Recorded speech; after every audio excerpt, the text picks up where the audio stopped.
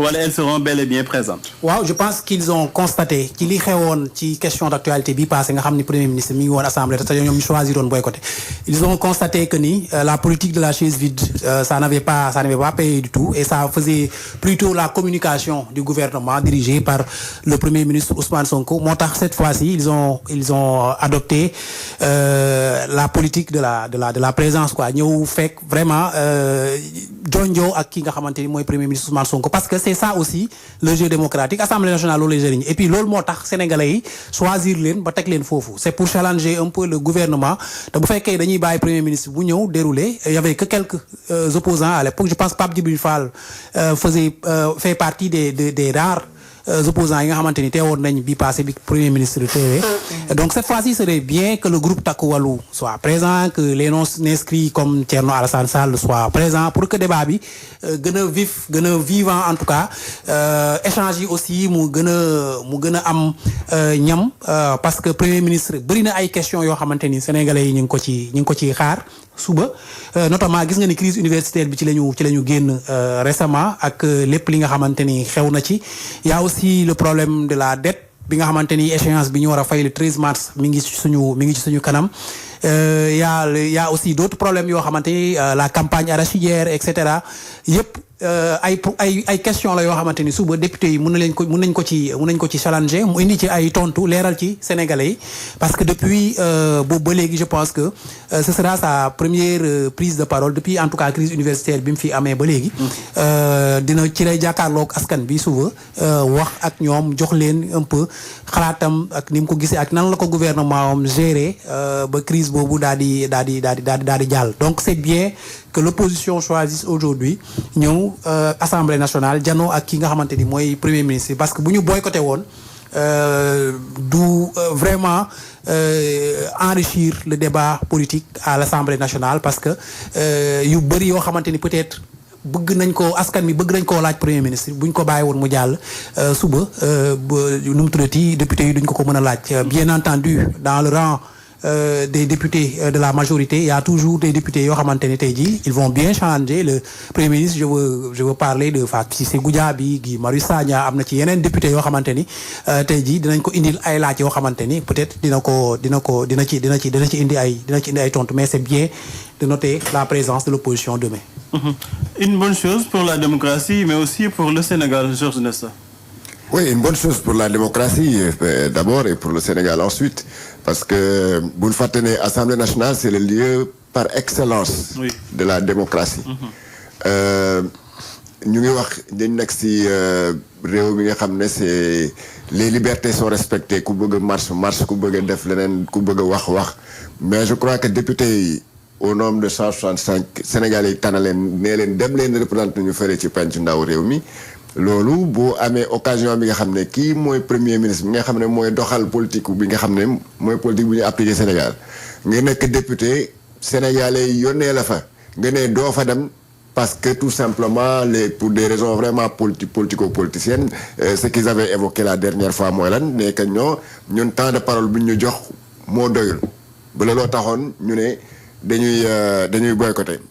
ñeneen ñi si ñoom évoquer le fait que naan le premier ministre Ousmane Sonko ne nous respecte pas parfois dañ fay dem ñu poser question mu mer di teesante ak ñun donc jarul ñuy dem mais loolu yëpp dafa bokk si comme ni ma la ko waxee dafa bokk si démocratie mais naturellement le premier ministre c'est pas un agneau Ousmane Sonko ko xam ne boo ko wokkee rek mu xuri la donc là aussi c'est le jeu démocratique on est à l'Assemblée nationale mën ngeen ko poser question bu leen neex bu ko neexee mu tontu bu ko neexulee mu ne benn ministre bi nga xam ne moom la concerné demal tontu kii te loolu je crois que c'est un exercice boo xam ne c'est un exercice de transparence de bonne gouvernance parce que ñun ñi Sénégalais yëpp du les 18 millions de Sénégalais ku nekk tey bu fekkoon ne dafa nekkoon un micro ouvert bi nga xam ne mën nga woote kon je peux dire que 18 millions de Sénégalais am nañu question boo xam ne au moins mën nañ ko poser Ousmane Sonko wala bëgg nañ ko poser malheureusement on n'a pas ce privilège là donc ñoom ñi nga xam ne ñoom la Sénégalais tànn ñu am cette opportunité de pouvoir être devant le premier ministre de ko poser toutes les questions qu'ils veulent je crois que noonu nag opportunité mel noonu waroo ko yàq parce que il ne sert à rien par exemple bu dara xewee ci réew mi nga nekk opposition nga bind ci benn communiqué wala nga dem def live ci page Facebook wala xaw ma lan di critiquer di wax lu la neex alors que tu as l'opportunité nga wax ko devant lui.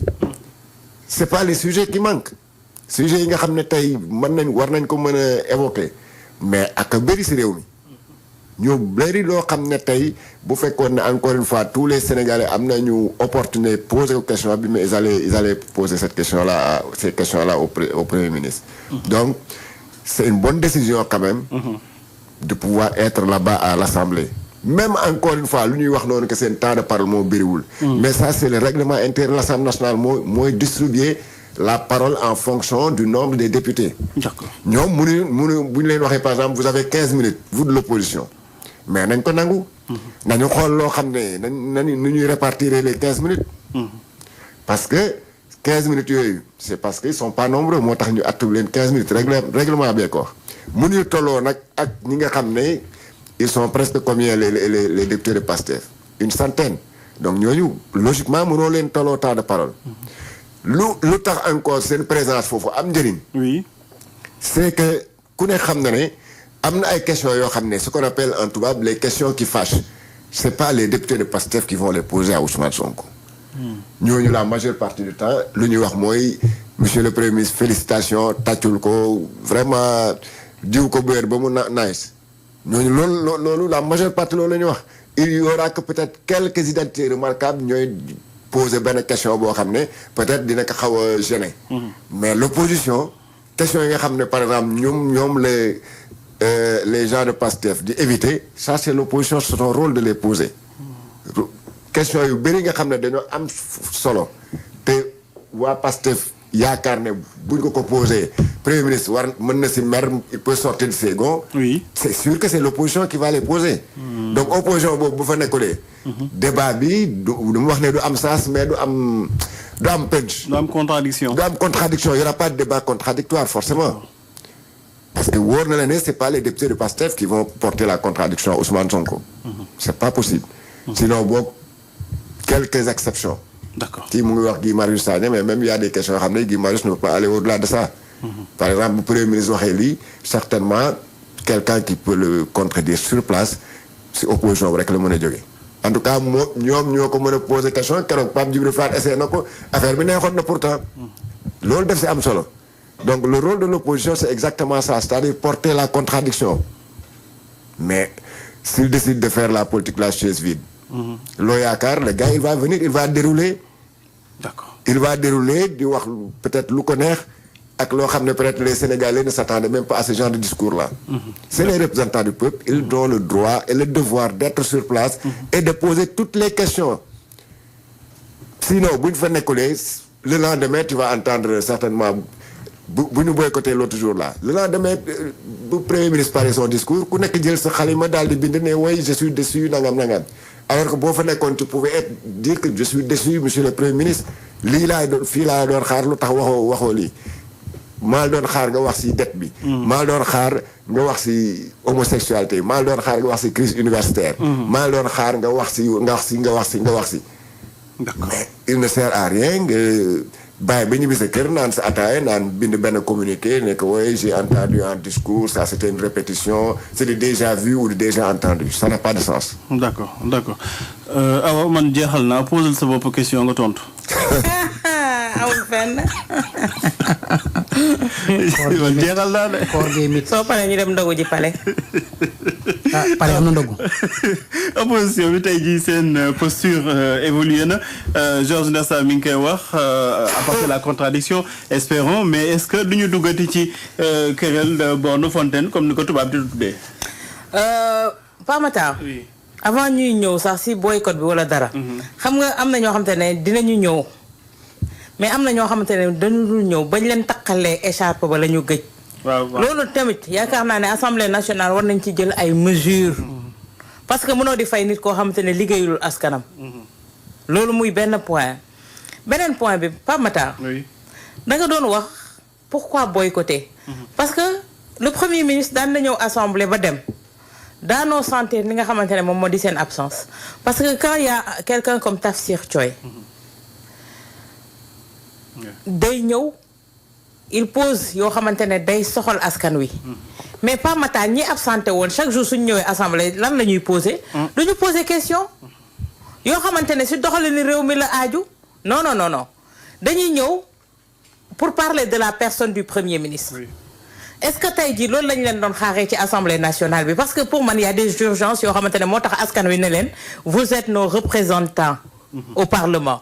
Mais tey bu fekkee ne chaque jour quand tu viens à l'hémicycle c'est pour poser des questions crypto-personnelles pour man quand tu t'absentes ça ne se sent pas. Quoi qu'on puisse dire si Pape Djibril Fall am na courage chaque jour di ñëw di poser ces questions même si bu fekkee ne chaque jour li may wax rek dina am côté boo xamante ne c'est des questions crypto-personnelles mais il a le courage et il respecte ñi nga xamante ne ñooy askan bi nga xamante ne au moins yóbbu nañ ko pencum ndaw réew ma mais ñi nga xamante ne dañ doon daw daanoo woon sentir seen présence ils se sont rendus seen absence autant pour moi ils se sont rendus compte maintenant que ne suñu absenté ak ñu ñëw it's the same mais beneen revers bi moom moo di ne li ni mel baaxul ci ñoom ndax askan wi am na gët guñ leen di xoole dañ leen naan yéen vous n'avez pas droit au chapitre parce que heure wax fu mu jotee ak fi ngeen ko war a waxee vous n'êtes jamais présent léegi ngeen bàyyi ba jaan romb ngeen topp ci watit bi on ne veut plus de ça ni ko Georges waxee politique de la chaise vide boobu ça ne paye plus au Sénégal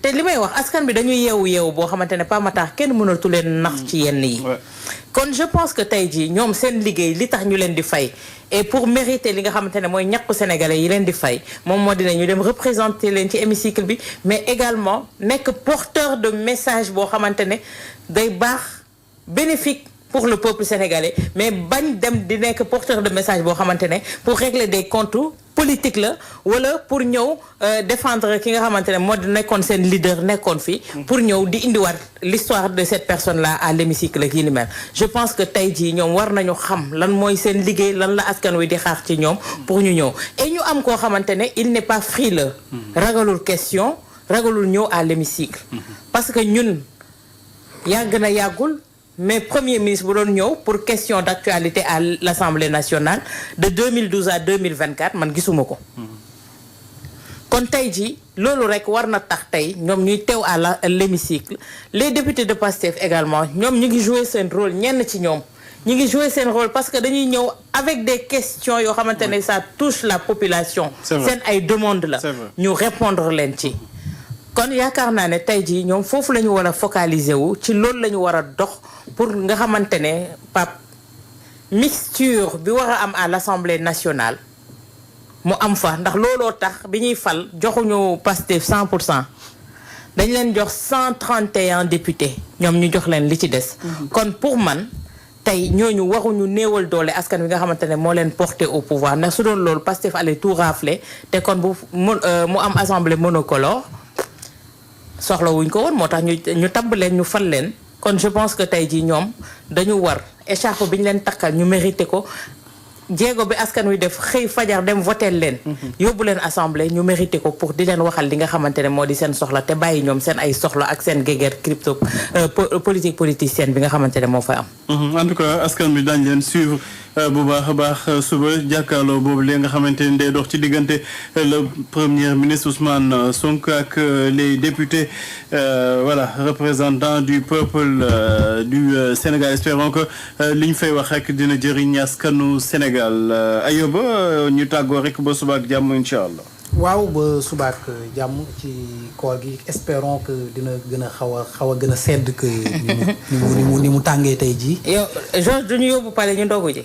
Georges da ngay dem palais. waaw njëriñaa organisé man lan laa xam palais. président day invité ndogu ci palais ba. man lan question la de balaa ñu may woolu. damay laajte président day invité. palais am na ay ndogu de. président day invité palais ca ndogu. palais dina am ay ndogu. ay ndogu. man de Macky Sall mos na ma invité nag. pourtant nag Diomaye noonu la baaxee. Macky daal mos na ma invité ndogu palais. Macky mos na la invité. waaw Macky mos na ma invité ndogu palais. te ma ne Macky de mos na ma invité ndogu palais. yow nit du système bi nga de yow mii. mais loolu ça c'était en 2013. 2013 waaw boobu mi ngi doogay falu. boobu mi ngi doogay falu quoi. Je crois que c'était au mois de septembre 2013. Mais il y avait au moins quelque chose comme une vingtaine de journalistes hein. D'accord ñaata la jox enveloppe bi. man joxuma daal de lekk naa daal ba suur lekk ngay am na sa kër not Georges président moom bu la invité ndogu moom di nga am loo yóbbaale mais sëñ bi dina joxe paas lekk ak naan moom am na sa kër wax dëgg yàlla léegi ñi demoon ndogu ji palais samedi ñoom est-ce que am nañ paas waa Pastef yi demoon ndogu ji ñoom ba tey waxuñu sax xanaa luñ fa jëlee neexul ay wax na fa de ay wax na ci de je pense ay day layam rek gis naa ko ci benn chaîne ay waxul de ay daa gën a lëndëmal ay day layam wax na ndogu bi am na demoon nañ je veux dire demoon nañ